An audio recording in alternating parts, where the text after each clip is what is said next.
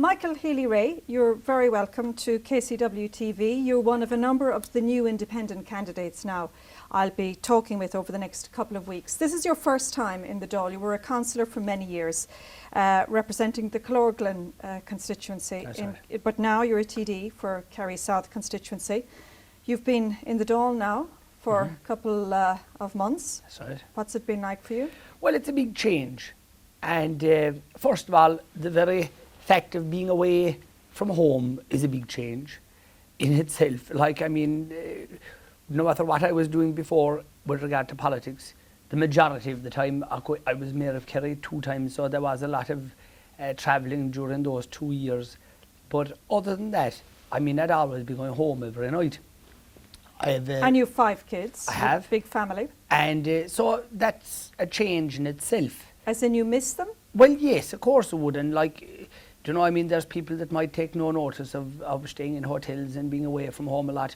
But I'd be the opposite. Like, I find that a bit of an upheaval. But I mean, I knew what I was signing up for if I got the job. So it's not that I'm complaining, but I'm just saying I had to change and I had to adapt and get used of a different way of life. For, we'll say, I usually come up on a Monday evening, so Monday nights, Tuesdays, Wednesdays, and half-day Thursdays or whatever, or all-day Thursday, depending on what's on, are in Dublin. So it's a change from that perspective. Is there an element of homesickness for you? Well, no. I mean, I'm used to it now, but it's just at the beginning it was a bit of an upheaval and it took a bit of getting used to. But also the whole procedures in the Dail, the way the Dail works, it's very unfriendly from a user point of view. Now, what I mean by that is, if you take the agenda, as we'll call it, of the Dail, like, I like to make things straightforward and no fanciness and no rubbish. But a lot of rubbish goes on in the Dail with procedures, in that it's restrictive. And I mean, I respect very much the office of the County Caller and the way everything is structured, but it could be more user-friendly. What do you mean by that now, that's not user-friendly? Right, what I mean by that is, if they take the model of a local authority, of a county council. Now, I know you might say to me, well, take the county council that I came from, 27 members versus 166 over there. Big difference. Yes. So you can't have a situation where every fella's putting up his hand and saying, well, I want to speak now. I mean, you'd be going 24 hours a day. So I'm not saying that. But the order of business, the way that the matters of the day are dealt with, they're very archaic. And it's very restrictive in that if there is matters of national importance, yes, they can be raised, but it's like going through hoops to raise them, do you know? You mean now this as an independent candidate? No. Just anybody? No, anybody. Whether you're minister, leader, whatever? Because I'll tell you why. I'm being treated the same as if I was a member of the government parties, because of the arrangement that myself and another few independents went into, whereby we were asked not to form the technical group, which I wasn't jumping out of my skin to join up with anyway, because I wasn't anxious to join with anybody. Nothing against anybody in that group or anything like that, but I just wanted to do my own thing. But I was asked, would I opt out of the technical group? And in return for doing that, and in return for voting for in the Kinneas Taoiseach, I would get government speaking time. Anytime I go to the government chief whip and I seek speaking time, I'm very grateful I get it. So it's not that I'm being frozen out. I'm not saying that. But I'm just saying the whole way it's structured. So I welcome the fact that the government are saying that they're going to make it more, again, to use the word user-friendly, and that it will be easier to raise matters, because you have to have a bit of flexibility when it comes to an agenda and when it comes to getting your point across to the government and making an input on the day-to-day running of the Dail. Just getting back to that, those conversations you had when the technical group was being set up and yourself and Michael Lowry and Noel Grealish decided to remain out of the technical group. There's 16 independent TDs in that group, including obviously people from the United Left Alliance. In return, have you given complete support to the coalition government now? No. The agreement was to stay out of the technical group and to vote for the incoming government, which I believe was the right thing to do, because whether you agree with the incoming government or not, they deserve to be given a chance.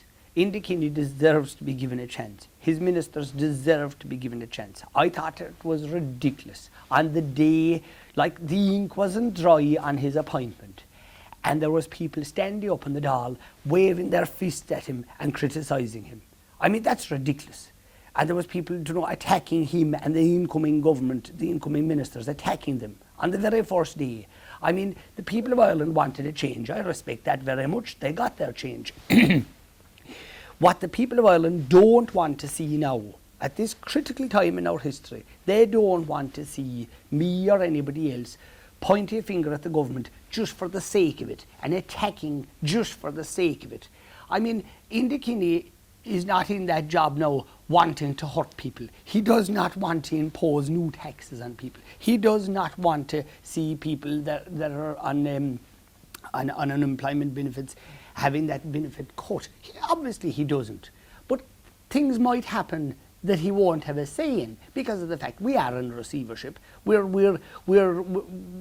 in an awful situation at present where we're not the masters of our own destiny. But what you don't need right now is people attacking just for the sake of attacking. But you need people to point out problems that Yes. may be Constructive. that the government isn't doing stuff Yes. properly. It has promised, which they did. Yes. They made a number of promises which they're now having to renege on. Isn't it important that the very reason we have independents or opposition politicians is that Yes. they get up in the Dáil and they talk about those things and they draw attention to them. Very sensible point. But how can you justify then attacking him when he wasn't Taoiseach for 5 minutes? Who are you referring to now? There was people stood up that day and what they launched, people now, they I mean? launched broadsides on the day. Look, you have the record of it there. You can go back and You you mean can Sinn see, Féin, you Fianna can Fáil, see, the- you can the- see the exactly opposition who now. spoke on the day and what they said. And I thought that was ridiculous. That is not what the people of Ireland want. Of course, it's not as though that I'd be praising. I have a number of very important pressing issues with the government at present, right? And that I'm watching what they're doing and what they're not doing. And I will be as critical as anybody.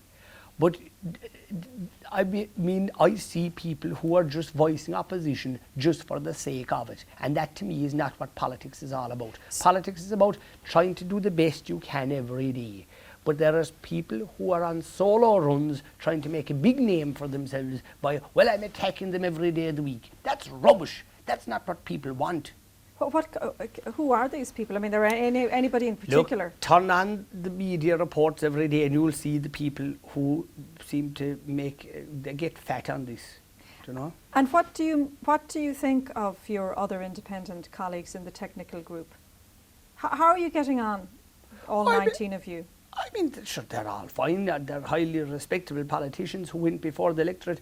Remember one thing, I have a very, very healthy respect for any person who puts their head up on a poll or puts their name down on a ballot paper and goes out and knocks on the door and asks people to vote for them. And if they get elected, I have respect for people who run and get elected. I have respect for people who run and don't get elected, because it takes a very strong character. It takes a person, a man or a woman of substance and of ability to go before the people and say, well, here I am, do you want to back me or not? So I respect those people, every one of them, very, very much. Well, you've been a politician for a long time now, local councillor since 1999. Now you're a TD. Is it tough being a politician in this country? Of course it is, but sure, if it was easy, everybody'd be at it.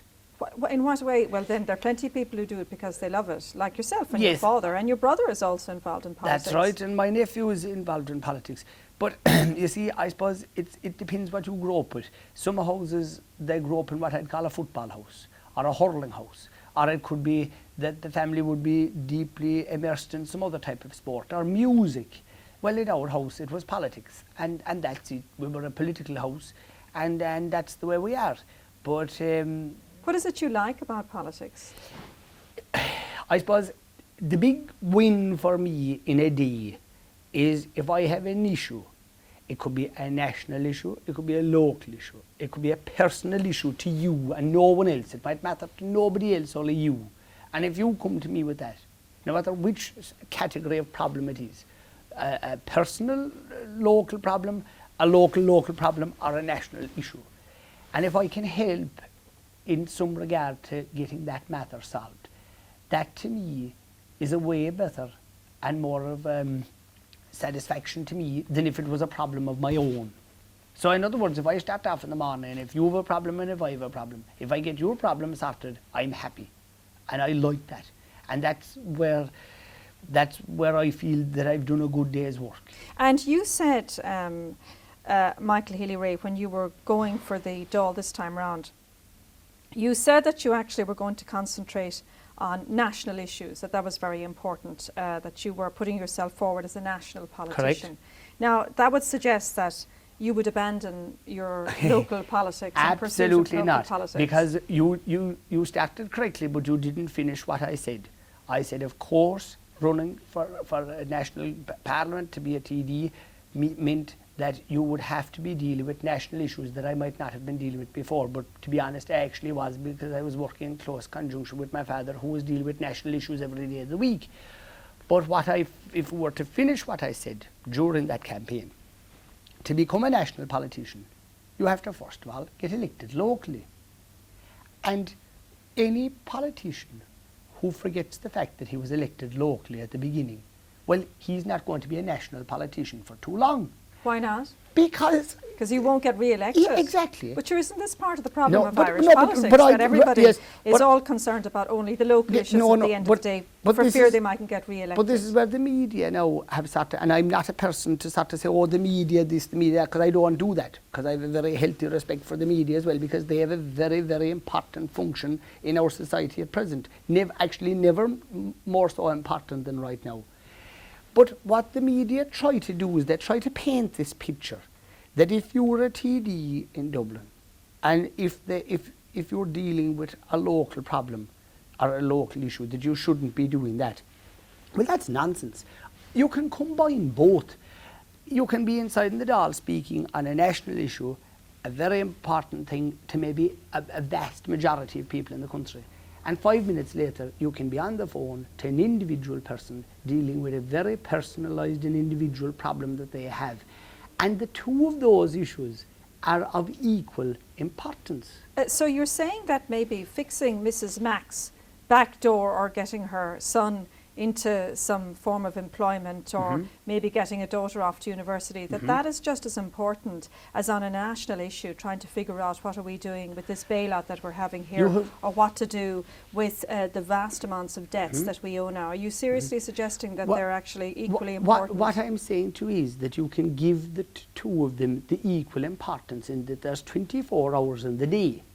And provided you're a person who is willing to work hard and put in the hours. I went into the Dail yesterday morning at 7:15, 10 past 7 or 7:15. I came out of there last night. I actually thought I was locked in, and I rang the man in the army on the back gate out onto Merrion Street, and he didn't answer the phone right away, and I thought I was locked in. And it was 10:30 or 11:15, and thankfully he was there to let me out, because otherwise I'd been walking out of there. And that was my day yesterday.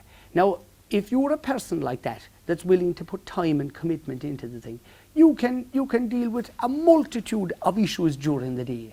And I mean, if it's... So what were you dealing with yesterday? I mean, this long day that you had. Give us an example of some of the stuff you were dealing with. It all depends. We'll say what's on the order of the business for the day, and that's a matter of public record, what was discussed yesterday in the Dail, and the adjournment debate. And one thing that I'm a real believer in, and people are critical of this, do you know when people turn on their television screen and they say, oh, the Dail is a disgrace, there was 4 people inside there, right?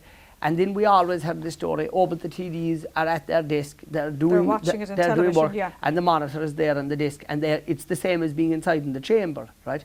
Well, I have to be honest and say that yes, that is actually the case. You don't have to be inside in the chamber to be in tune, and if you have speaking time coming up, you can time it very close, in that like you could be speaking in 10 minutes time.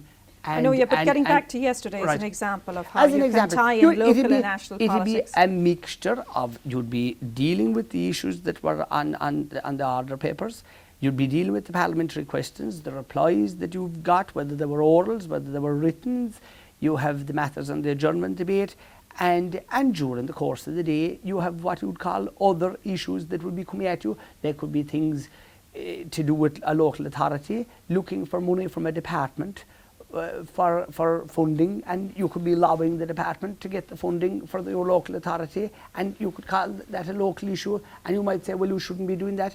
But I mean, the day is long enough that you can squeeze everything into it.